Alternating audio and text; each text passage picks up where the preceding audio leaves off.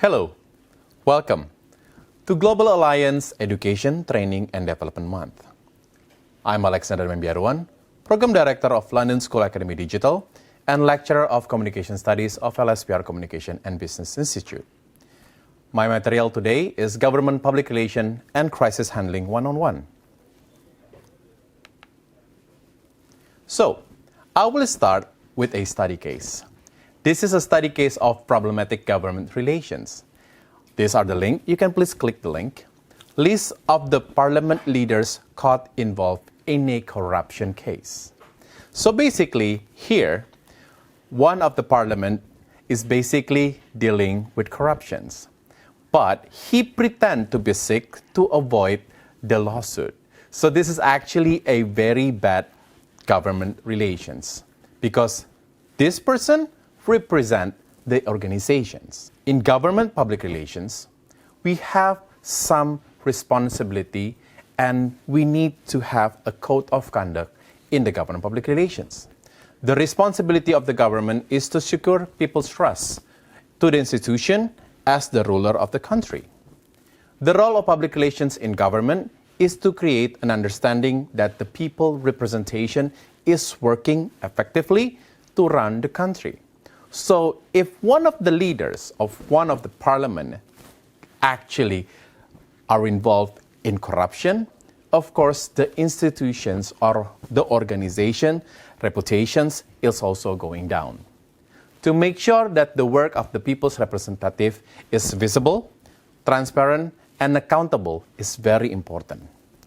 To build relationship with any stakeholder and maintain good reputation of the country and the government.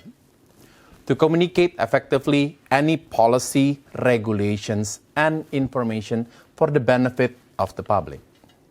So, we have the principle of the government public relations. First, represent client and their interests for a wide variety of industry. Provide knowledge in legislative developments. Offer targeted messaging to reach government agencies and officials.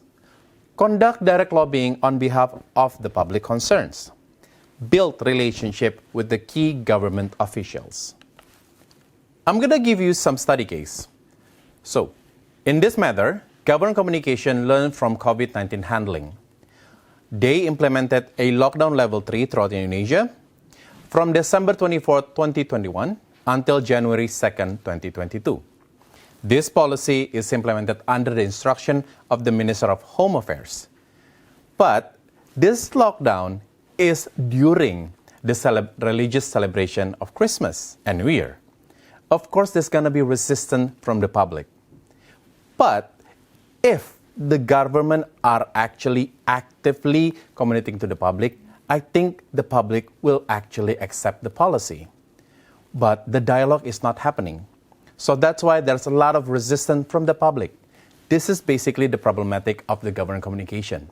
Effectively creating those dialogue to actually create a better understanding. What the public needs and wants actually. First, clarity and transparency. A peace of mind.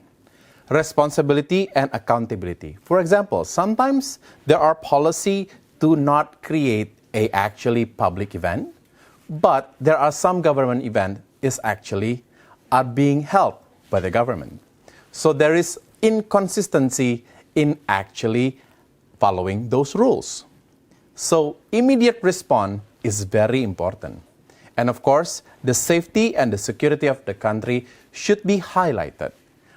These are the needs of the public.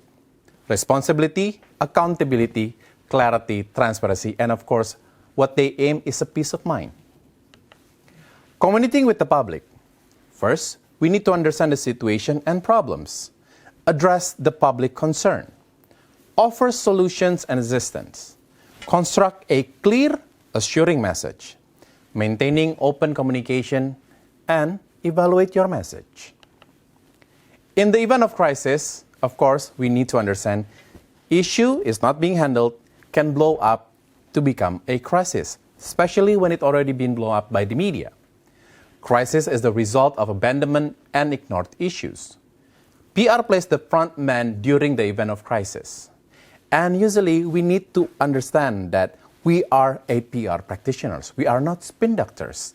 So we're not fabricating the facts. Spin doctors is a term that commonly used when avoiding further damages. From the study case, as you can see, the key person, the representative of the government, avoid the trial by pretending to be sick.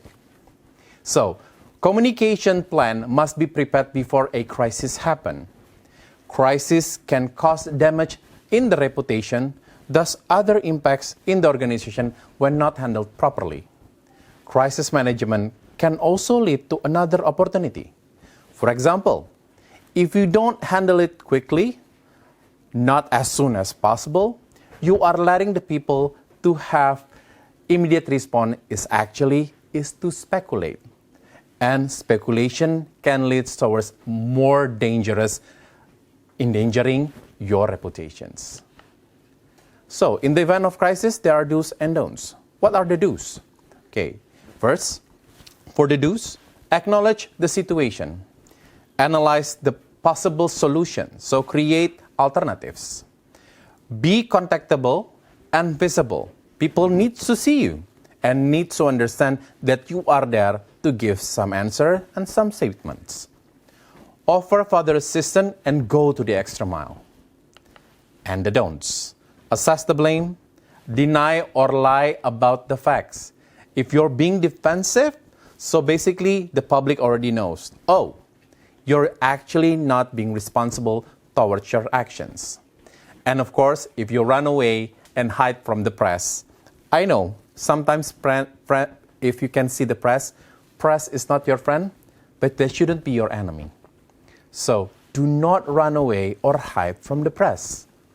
Embrace the media, be transparent to them, actually stated your situation and the growth of your situation. Promise the impossible.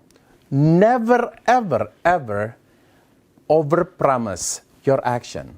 Because when you cannot deliver those promises, that's going to be a dangerous to your reputation as well, especially your image.